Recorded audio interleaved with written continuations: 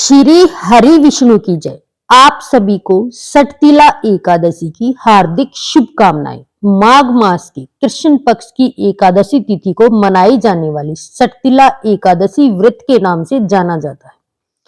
माघ का महीना भगवान विष्णु के कृष्ण रूप को समर्पित होता है, इसलिए आज के दिन भी खास तौर पर आपको कृष्ण भगवान की पूजा करनी चाहिए। इस दिन एकादशी व्रत के नियमों का पूरी तरह से पालन करना चाहिए और व्रत रखना चाहिए। व्रत की कथा पढ़नी और सुननी चाहिए। पूजन के अंत में भगवान विष्णु की आरती करके पारण के समय तिलों का दान करना चाहिए। ऐसा करने से भगवान की कृपा प्राप्त होती है और सारी मनोकामनाएं पूर्ण हो जाती हैं। आइए सुनते हैं सटतिला एकादशी की व्रत कथा। लेकिन उससे अगर आप श्री हरि के सच्चे भगत हैं तो एक बार पूरी श्रद्धा के साथ ओम नमो भगवते वासुदेव अवश्य ही कमेंट सेक्शन में लिखिए और वीडियो को लाइक और चैनल को सब्सक्राइब अवश्य कर दीजिएगा। भगवान विष्णु का आशीर्वाद आप पर हमेशा बना रहे। प्रिय भगत गणों, भगवान श्री कृष्ण के श्री मुख से एकादशी व्रतों का पालन सुनकर श्रद्धा पूर्वक उन्हें प्रणाम करते हुए धर्मराज युधिष्ठिर ने कहा, हे केशव, आपके श्री मुख से एकादशी की कथाएं सुनकर मुझे असीम आनंद की प्राप्ति हुई है। हे मधुसूदन, कृपा कर अन्य एकादशियों का महत्व बताने की कृपा करें। भगवान श्री कृष्ण मुस्कुराते हुए धर्मराज से कहने लगे, हे धर्मराज, अब मैं माघ मास की कृष्ण पक्ष की सटतिला एकादशी व्रत की कथा सुनाता हूँ। ध्यान पूर्वक सुनो। एक बार दाल व ऋषि ने पुलत ऋषि से पूछा, हे ऋषि, श्रेष्ठ मनुष्य मृत्युलोक में ब्रह्मा हत्या आदि महापाप करते हैं और दूसरों के धन की चोरी और दूसरों की उन्नति देखकर ईर्ष्या रखते हैं। ऐसे महापाप मनुष्य क्रोध, ईर्ष्या, आवेश और मूर्खता वश करते हैं। बाद में शोक करते हैं, पछताते हैं कि हाय, ये हमने क्या कर दिया। हे मुनि, ऐसे मनुष्यों को नरक से बचाने का क्या उपाय है? कोई ऐसा उपाय बताने की कृपा करें जिससे कलयुग में ऐसे मनुष्यों को घोर नरक से बचाया जा सके, अर्थात उन्हें नरक की प्राप्ति ना हो। ऐसा कौन सा दान पुण्य है जिसके प्रभाव से नरक की आत्मा से बचा जा सकता हो? मुनिवर, कृपा कर इन सभी प्रश्नों का हल आप कृपा पूर्वक बताइए। तब दालवे ऋषि की बात सुनकर पुलत ऋषि कहने लगे, हे मुनिश्रेष्ठ, आपने मुझसे अत्यंत श्रेष्ठ प्रश्न पूछा है। इससे संसार के मनुष्य का भला होगा। इस रहस्य को देवराज इंद्र आदि देवता भी नहीं जानते। वही रहस्य मैं आपको अवश्य ही बताऊंगा। माघ मास आने पर मनुष्य को स्नान आदि से शुद्ध होना चाहिए और इंद्रियों को वश में करके काम और क्रोध, लोभ, मोह, ईर्ष्या और अहंकार आदि से बचना चाहिए। नक्षत्र में गोबर, कपास, तिल मिलाकर उपले बनाने चाहिए और इन उपलों से 108 बार आहुति देनी चाहिए। जिस दिन मूल नक्षत्र और एकादशी तिथि हो तब अच्छे पुण्य देने वाले नियमों को ग्रहण करना चाहिए। स्नान आदि कर्मों से देव के देव भगवान श्री हरि का पूजन और भजन कीर्तन करना चाहिए। एकादशी के दिन अपनी सामर्थ्य के अनुसार फलाहार या निर्जल रहकर उपवास रखें। रात को जागरण और हवन करें। अगले दिन यानी कि द्वादशी तिथि को धूप, दीप, तुलसी दल से भगवान श्री हरि की पूजा अर्चना करें और उन्हें फलों या तुलसी दल, पंचामृत का भोग लगाएं। उस दिन भगवान विष्णु को आप पेठा, नारियल, सीताफल या सुपारी सहित अर्घ अवश्य दें। इसके बाद उनकी स्तुति करें कि हे जगदीश्वर, आप निश्चित हो, निराशित हो, शरण देने वाले हैं। आप भगवान भव सागर में डूबे हुए का उद्धार करने वाले। हे कमल नयन, हे मधुसूदन, हे जगन्नाथ, आप श्री लक्ष्मी जी सहित मेरे इस अर्घ को स्वीकार कीजिए।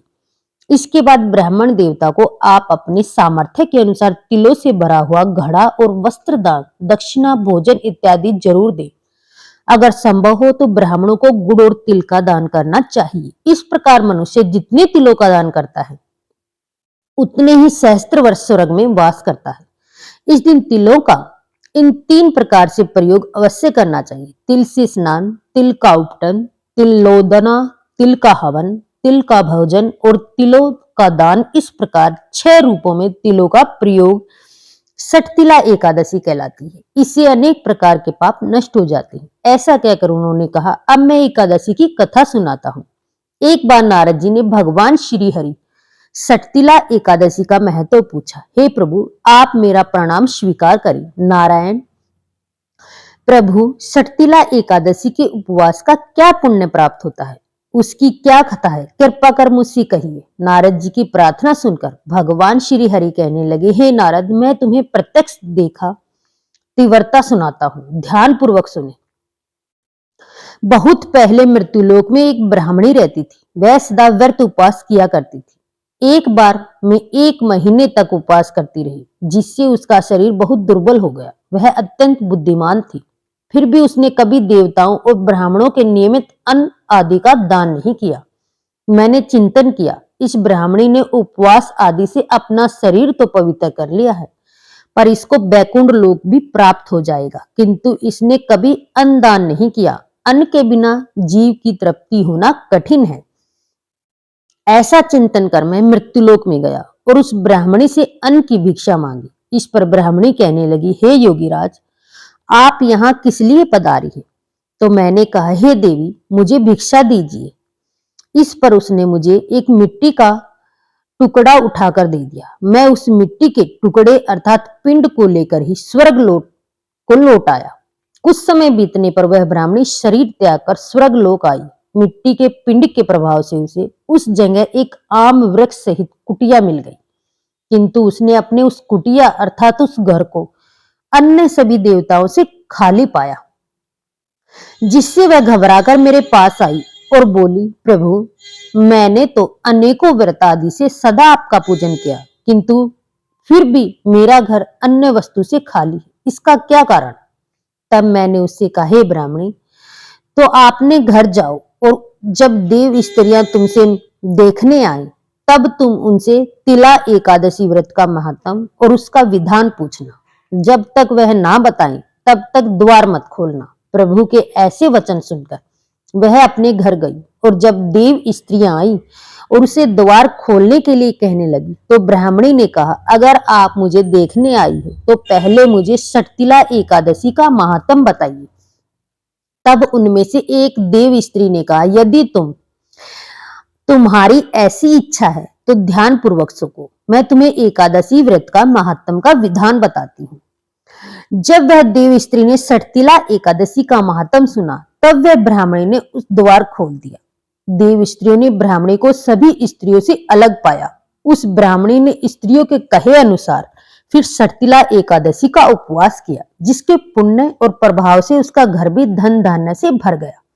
अतः हे धर्मराज, मनुष्य को अज्ञान को त्याग कर सटतिला एकादशी का उपवास अवश्य करना चाहिए। इस एकादशी व्रत को करने वाले को जन्म जन्म की निरोगी काया प्राप्त हो जाती है। इस उपवास से मनुष्य के सभी पाप नष्ट हो जाते हैं। इस दिन व्रत रखने से जहां शारीरिक पवित्रता और रेगिस्तान होता है, वहां भी अन्न का दान हो जाता है। अन्न, तिल आदि का दान करने से धन धान्य में बढ़ोतरी होती है। इससे यह भी सिद्ध होता है कि मनुष्य अपने जीवन में जो और जिस जिस वस्तु का दान करता है, शरीर त्यागने के बाद उसे फल भी वैसा ही प्राप्त होता है। इसलिए धार्मिक कार्यों के साथ साथ हमें दान पुण्य भी अवश्य करना चाहिए। बिना दान पुण्य किए कोई भी धार्मिक कार्य, कोई भी उपवास संपन्न नहीं होता। इसलिए सभी को अपनी सामर्थ्य के अनुसार कुछ ना कुछ दान अवश्य ही करना चाहिए। एकादशी का उपवास रखना वाले भगत को द्वादशी तिथि के दिन ही अन्न का दान करना चाहिए। एकादशी के दिन अन्न का पूरी तरह से तैयार किया जाता है। बोलिए लक्ष्मी नारायण भगवान की जय। प्रिय भगत गणों, आइए अब सुनते हैं एकादशी माता की अगली कथा। इस कथा को सुनने से एकादशी का व्रत पूरा माना जाता है। एक बार एक बूढ़ी माँ ने एकादशी का उपवास रखा। बड़ी ही भक्ति भाव से घर एकादशी की पूजा किया करती थी। वो बूढ़ी हो चुकी थी। उन्हें वृद्ध अवस्था में कोई भी ऐसी वस्तु नहीं चाहिए थी जो एकादशी का उपवास रखती, क्योंकि एकादशी का उपवास रखने से श्री हरि की कृपा से सब कुछ मिल जाता है। वह बूढ़ी माँ तो अपने बच्चों के लिए, अपने परिवार के लिए, सुख सुविधा के लिए इतना कठिन व्रत रखती थी। वह दिन भर तो बड़ा कठिन व्रत करती और अपने प्यास को किसी तरह से रोक रही। क्योंकि एकादशी के व्रत में जल की एक बूंद भी ग्रहण नहीं करनी चाहिए। द्वादशी को ही जल पीकर वह अपने व्रत का पारण किया करती थी। दिन भर उसने किसी प्रकार अपने मन को संयमित रखा, पूजा पाठ की, व्रत की कथा पढ़ी सुनी, फिर पंडित जी को मिट्टी के एक पात्र में भरकर पानी और मौसमी फल दान में दिए। शक्कर भी वितरित थी। उन्हें गर्मी के कारण बड़ी बेचैनी हो रही थी। एक तो निराहार और निर्जर रहकर उपवास रखा था और उसने प्यास भी अधिक सता रही थी। इस कारण उसने सोचा कि चलो पानी में बैठूं, इससे शायद थोड़ी शांति मिल जाए। ऐसा सोचकर वह पानी में बैठी रही, पानी से बाहर कुल्ला करती और मुंह हाथ में धोती रही। तब कहीं जा उसे थोड़ा बहुत चैन मिला। एक तो धूप तेज पड़ रही थी, इस कारण बार बार बूढ़ी माँ का मुंह सूखा जा रहा था। बूढ़ी माँ बड़ी बेचैन हो रही थी। एक तो बुढ़ापा और दूसरी भयंकर गर्मी। बुढ़ापे की स्थिति कुछ ऐसी होती है, बड़ी मुश्किल से धीरज बन पाता है। अब वह किसी प्रकार पूरा दिन कट गया। अब बूढ़ी माँ के सामने पहाड़ सी लंबी रात आ गई, जिसका कट पाना बड़ा ही मुश्किल दिखाई दे रहा था। चारपाई पर पड़ी हुई माँ को किसी प्रकार भी शांति नहीं मिल रही थी। बार बार प्यास के मारे गला सूख रहा था और वह इस प्रकार बेचैन होकर करवटें बदलती जा रही थी। कई बार उठकर वह घर के बाहर जाती, कई बार अंदर आ जाती। उन्हें घर के अंदर शांति मिल रही थी ना बाहर। घर में पड़ी पड़ी वे एकादशी माता को याद कर रही थी और मन में ध्या रही थी कि हे माता, आज मेरी लाज रखिए, आप ही मुझे शक्ति दिलाइए ताकि मैं भली भांति आपका व्रत कर सकूं और यह पहाड़ सी रात चैन से बीत जाए। प्यास के कारण बूढ़ी माँ की बेचैनी तो बढ़ रही थी। उन्हें धैर्य रखने का बहुत प्रयास किया, लेकिन आखिरकार उसकी सहनशीलता ही टूट गई और वे घबराकर प्यास के मारे एकदम चिल्ला पड़ी, बचाओ बचाओ। बूढ़ी माँ का चिल्लाना सुनकर उसके परिवार के सभी सदस्य उसके आसपास इकट्ठा हो गए और बूढ़ी माई की चारपाई के आसपास पहुंच गए। अम्मा जी, क्या हुआ? आपको क्यों चिल्ला रही हो? और जब आपसे व्रत नहीं रखा जाता तो इस बुढ़ापे में इतना कठिन व्रत क्यों कर रही हो? अम्मा जी, अगर शरीर में ताकत है तभी तो भक्ति हो पाएगी। आप पानी पी लीजिए। बूढ़ी माँ अपने परिवारजनों से बोली, मेरे तो प्यार के मारे प्राण ही निकले जा रही हैं। जरा जल्दी से मेरी छाती पर ठंडे पानी का घड़ा तो रख दो। नातियों ने दौड़कर दादी की छाती पर ठंडे पानी का बर्तन रख दिया। तब कहीं जाकर उन्हें थोड़ा बहुत सुकून मिला और जब सुकून मिला तो थोड़ी देर के लिए उन्होंने अपनी आंखें बंद कर ली। इधर एकादशी माता सोचने लगी, यह तो बूढ़ी माँ लेकिन बड़े नियम से मेरा व्रत रखती है, चलकर इसकी परीक्षा लेनी चाहिए। ऐसा विचार कर एकादशी माता आधी रात को मुर्गा बनकर कुकड़ कू करने लगी। मुर्गे की आवाज सुनकर बूढ़ी माँ जल्दी से उठी और बाहर जाकर आसमान की ओर देखा, लेकिन आसमान में तो कहीं भी उसे सुबह का तारा दिखाई नहीं दिया। अब वे सोचने लगी कि फिर यह मुर्गा क्यों और कैसे बोल रहा है। एक तो उन्हें प्यास लग रही थी, अब थोड़ा बहुत उनका मन ही सही होने लगा। आखिरकार उन्होंने दृढ़ निश्चय किया, अब तो मैं इस व्रत को पूरा करके ही छोड़ूंगी, फिर चाहे व्रत पूरा होने तक मेरे प्राण ही क्यों ना निकल जाएं। मन में ऐसा पक्के निश्चय करके वे वापस चारपाई पर आकर लेट गई। थोड़ी ही देर के बाद एकादशी माता ने उसकी फिर से परीक्षा लेनी चाहिए। वह एक छोटी सी कन्या का रूप धरकर गिलास में मीठा पानी लेकर उसके सिरहाने खड़ी हो गई और जोर से बोली, दादी जी, सवेरा हो गया, आप हाथ मुंह धोकर शरबत पी लीजिए। पहले तो शरबत का भरा हुआ गिलास देखकर बूढ़ी माँ का मन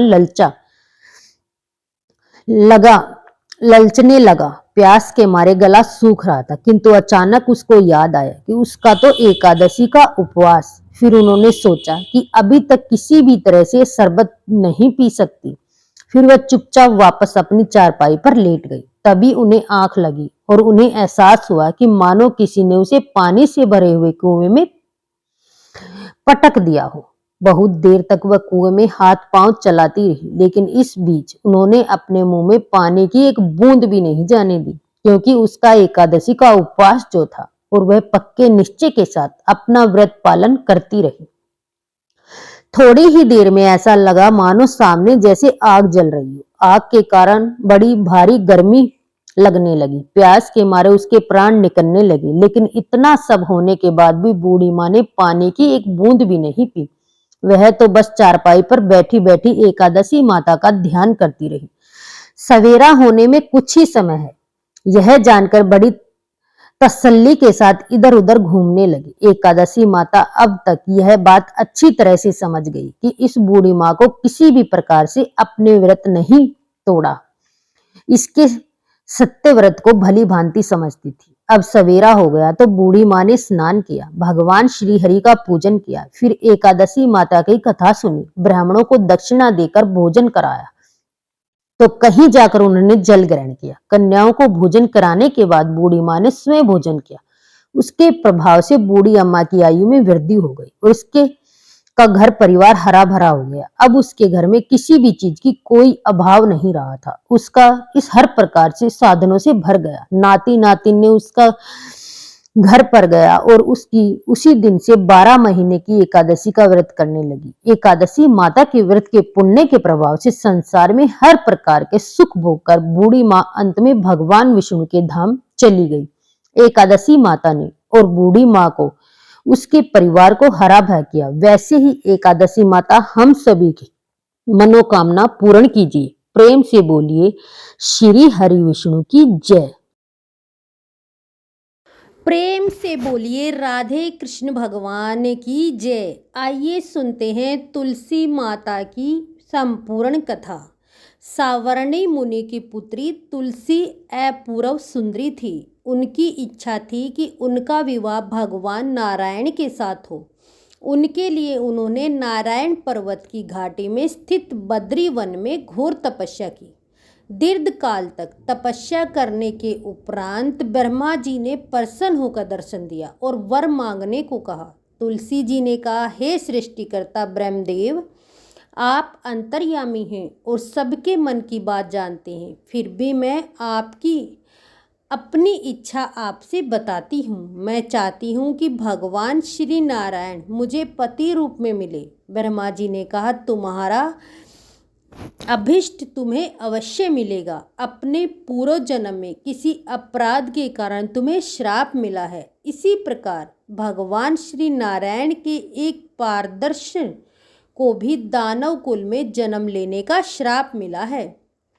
दानव कुल में जन्म लेने के बाद भी उसमें नारायण का अंश विद्यमान रहेगा। इसलिए इस जन्म में पूर्व जन्म के पाप के समन के लिए संपूर्ण नारायण तो नहीं मिलेंगे, लेकिन नारायण के अंश से युक्त दानव कुल जन्म उस शाप ग्रस्त से तुम्हारा विवाह होगा। श्राप मुक्त होने पर भगवान श्री नारायण सदा सर्वदा के लिए तुम्हारे पति हो जाएंगे। तुलसी जी ने ब्रह्मा जी के इस वर को स्वीकार किया, क्योंकि मानव कुल में जन्म होने के कारण उस मायावी भोग को तो भोगना ही पड़ता है। तुलसी बद्री वन में ही रहने लगी। नारायण का वह पारदर्श दानव कुल में जलंधर के नाम से पैदा हुआ था। कुछ दिनों बाद वे भ्रमण करता हुआ बद्री वन में आया, जहाँ तुलसी को देखते ही वह उस पर मंत्र मुग्ध हो गया।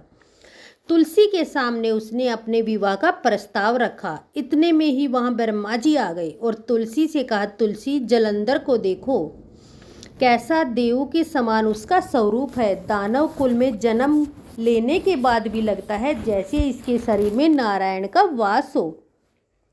तुम प्रस्ताव को स्वीकार कर लो। तुलसी को भी लगा कि उसकी तपस्या पूर्ण हुई, इससे वांछित फल हो मिला। जलंधर के साथ उसका गंधर्व विवाह हुआ और जलंधर के साथ उसके महल में पति बनकर आ गई। जलंधर ने अपनी परम सुंदरी सती साध्वी पत्नी तुलसी के साथ बहुत दिनों तक राज्य किया। उसने अपने राज्य का इतना विस्तार किया कि देवलोक तक उसके अधिकार में आ गया। स्वर्ग का सुख भोगने वाले देवताओं की दिशा भिखारियों जैसी हो गई।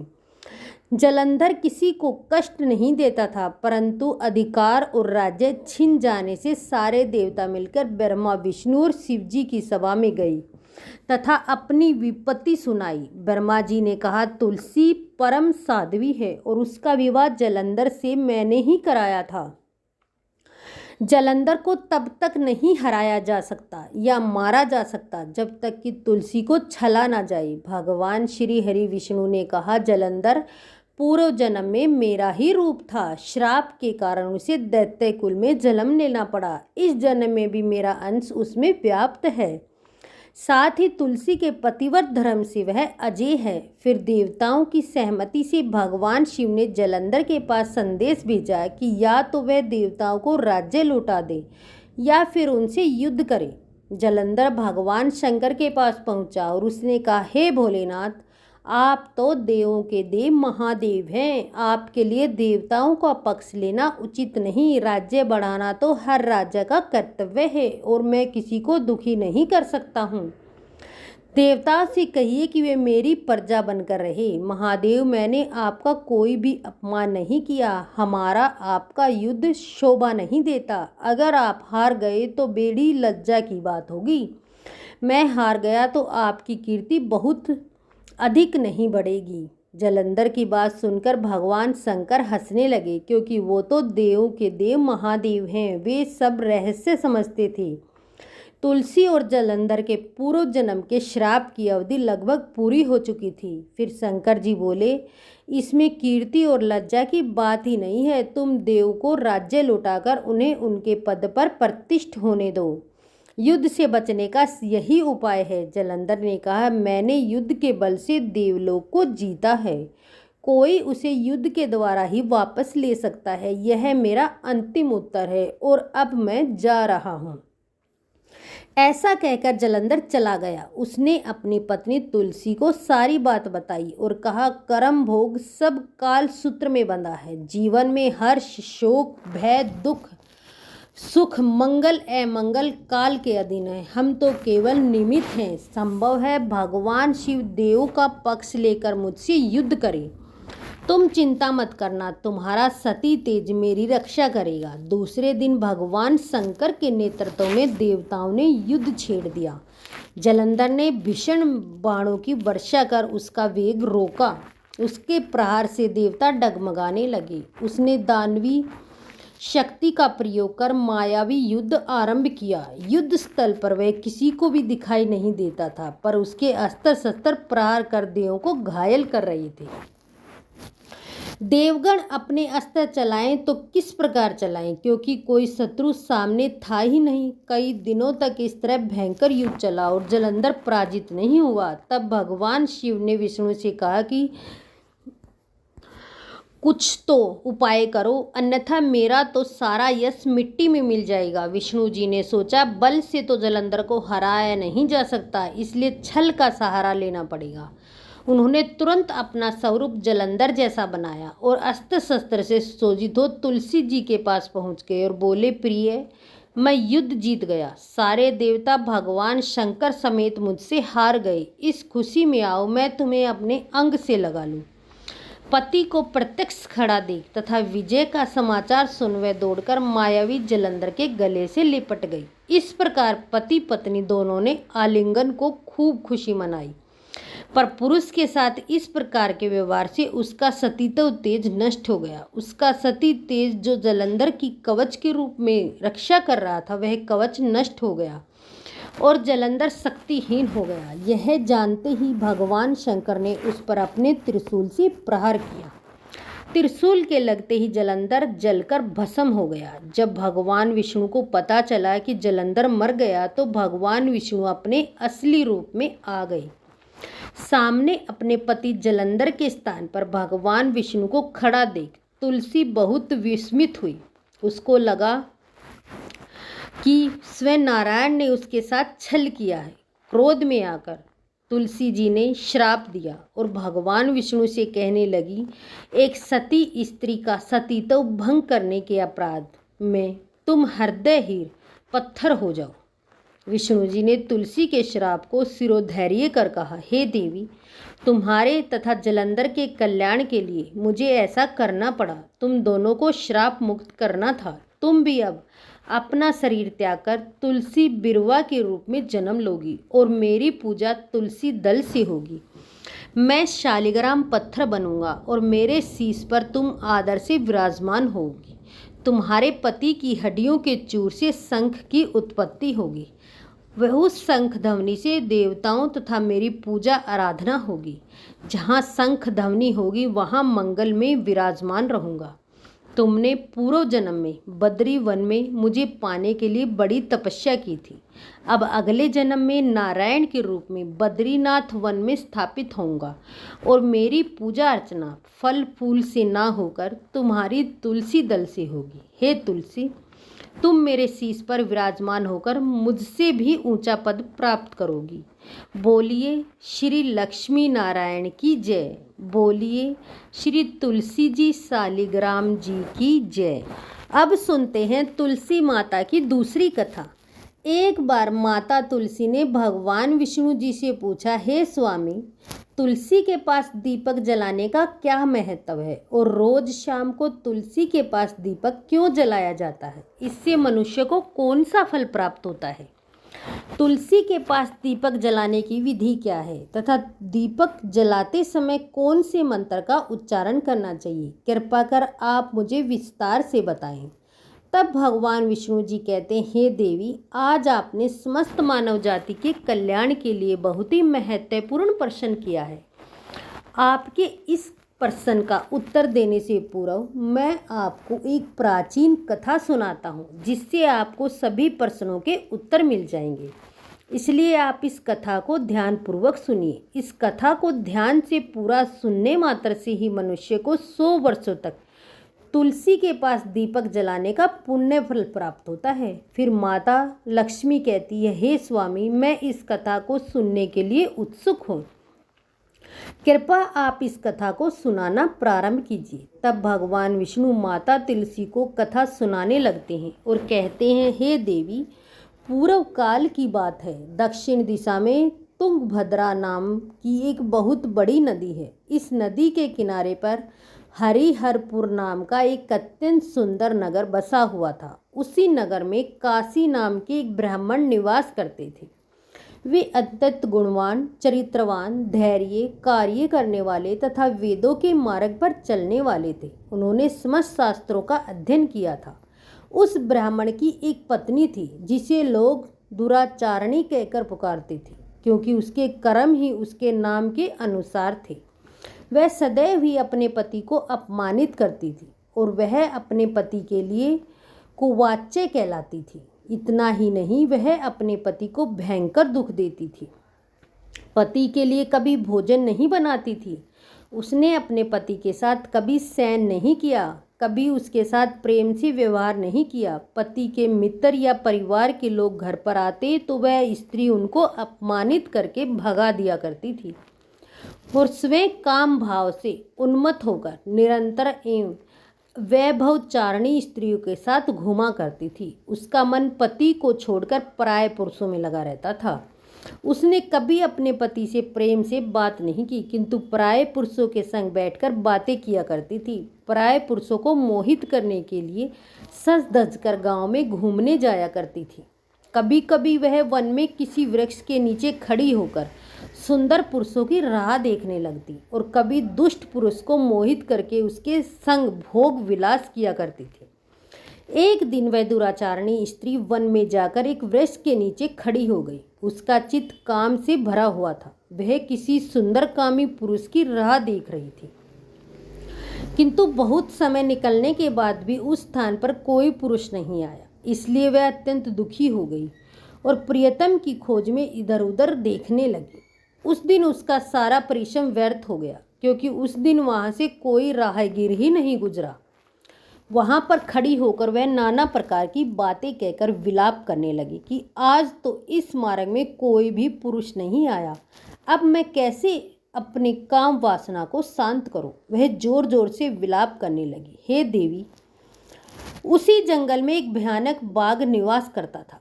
उस पापिनी स्त्री की आवाज़ को सुनकर वह जग गया, जबकि वह सोया हुआ था, और उछलकर उस स्त्री का भक्षण करने के लिए उसके पास आ गया।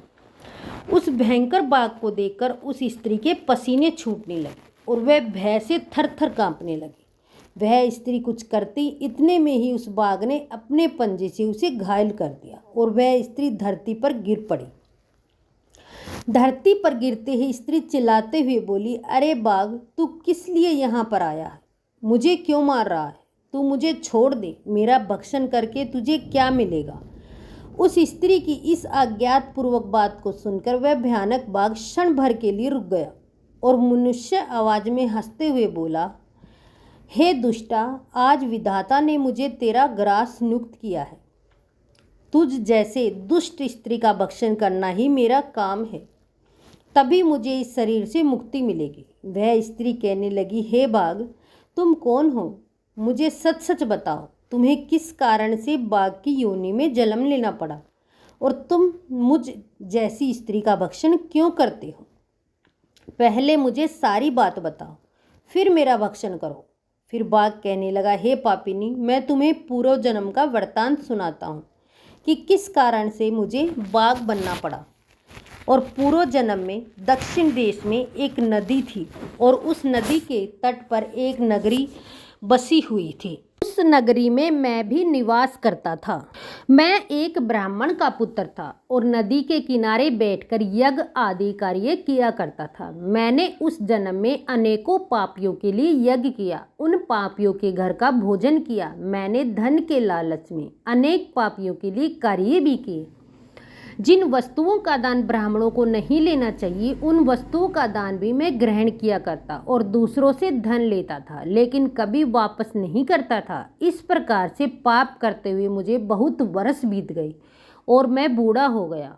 मेरे बाल सफ़ेद हो गए, मुंह के सारे दांत गिर गए, लेकिन फिर भी मेरी दान लेने की आदत नहीं रह गई और मैं पाप करता चला गया। फिर एक दिन मैं धन के लोभ से नदी किनारे गया और अन्य ब्राह्मणों के साथ मिलकर हमने लोगों को ठगना, झूठ बोलना और झूठे मंत्र वचन बोलकर हमने बिना विधि विधान किए ही देवी देवताओं का पूजन किया और बहुत सारा धन दान में ले लिया। फिर उसी स्थान पर एक बीमारी कुत्ते ने मेरे पैर में काट लिया और मैं मूर्छित होकर गिर पड़ा। उसी क्षण मेरे प्राण चले गए। फिर यम के दूत उस स्थान पर प्रकट हुए और मुझे पकड़कर यमपुरी ले गए। हे नारी, जहाँ पर यमराज ने चित्रगुप्त से मेरे कर्मों का लेखा जोखा निकालने के लिए कहा। फिर चित्रगुप्त कहने लगे, हे धर्मराज, इस ब्राह्मण ने घोर पाप किए हैं। इसने दूसरों से झूठ बोलकर धन लूटा है, विधि विधान से पूजा न करके झूठे मंत्र बोलकर भगवान का अपमान किया है, इसलिए यह पापी ब्राह्मण केवल नरक जाने के योग्य ही है। फिर यमराज ने अपने दूतों को आदेश देकर मुझे नरक की अग्नि में डाल दिया और कई वर्षों तक सजा भोगने के बाद मुझे बाघ का शरीर प्राप्त हुआ और मैं इस दुर्गम वन में निवास करने लगा। मैं अपने पूर्व जन्म के पापों को याद करके कभी महात्मा, साधु, पुरुष, स्त्री पुरुष, सतितव स्त्री का भक्षण नहीं करता हूँ। मैं केवल पापी, दुराचारी तथा कुल्टा स्त्रियों का ही भक्षण करता हूँ ताकि मुझे पापों से मुक्ति मिल जाए। फिर बाघ उस स्त्री से कहने लगा, हे पापिनी, तेरे आचरण से तू कुल्टा दिखाई देती है। अपने पति को छोड़कर तू इस वन में अन्य पुरुषों के साथ भोग विलास करने के लिए आई है, इसलिए आज तुझे मेरा ग्रास बनना ही पड़ेगा। इतना कहकर उस बाघ ने अपने तीक्ष्ण नाखून से उस पापिनी स्त्री के टुकड़े टुकड़े करके उसे खा लिया। फिर उस स्थान पर यम के दूत प्रकट हुए और उस पापिनी स्त्री को उठाकर यमपुरी ले गए। चित्रगुप्त ने उस स्त्री का लेखा जोखा निकाला और यमराज को बताया। यमराज ने उस स्त्री को घोर नरक में डाल दिया। कई वर्षों तक नरक की अग्नि में जलने के बाद उसने फिर पृथ्वीलोक पर एक चांडाल के घर में जन्म लिया और फिर वह कई प्रकार के दुख भोगने लगे। इस दुख को सहन करते करते एक दिन वह तीर्थ स्नान करने त्रिवेणी में चली गई। वहाँ पर एक आश्रम के बाहर निवास करने लगी और उसी आश्रम में एक तुलसी का पौधा था। उन स्त्रियों को वहाँ पर तुलसी के पास दीपक जलाते हुए देख उस पापिनी स्त्री ने भी वही किया।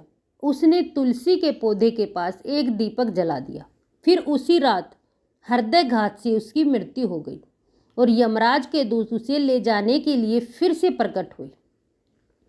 जैसे ही यम के दूत उस पापिन स्त्री को पास में बांध कर ले जाने लगे, तभी भगवान विष्णु के पारदर्श उस स्थान पर प्रकट हुए और उन्होंने उन दोनों को रोक लिया और कहने लगे, इस स्त्री को छोड़ दो, यह स्त्री नरक जाने के योग्य नहीं। तुम किसके आदेश से ऐसा अधर्म कर रही हो?